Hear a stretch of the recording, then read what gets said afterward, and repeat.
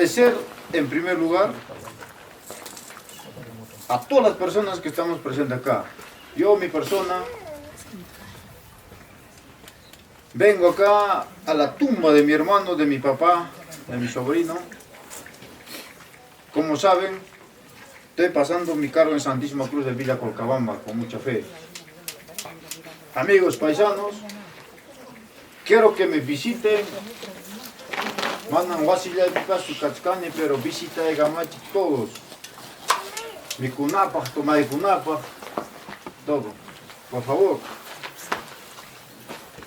Eso nomás quiero decir. Esta es una llegada, vamos a volver. Entonces, toma gusto, sirve gusto lo que hay. Solo yo quiero que me visiten a Villa Colcabamba. Agradezco a los grandes artistas, los músicos, cantantes, todos que estamos acá presentes.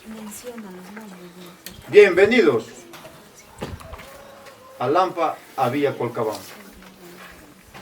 A los grandes maestros que se encuentran acá en el arpa, Alex Cule, sobrino de Rufino Cule, que ya más rato va a estar acá. En el violín, nuestro amigo Billy, que quinto chico, igual va a estar acá. Promisonjo de Puquio, su paiche de Puquio también llega más rato. En la voz de Bella Luna, ¿no? De Santa Ana. Para mi hermano Hamlet, como siempre hablábamos, para mi hermano Randy. Por favor, música chichigua. Gracias a todos.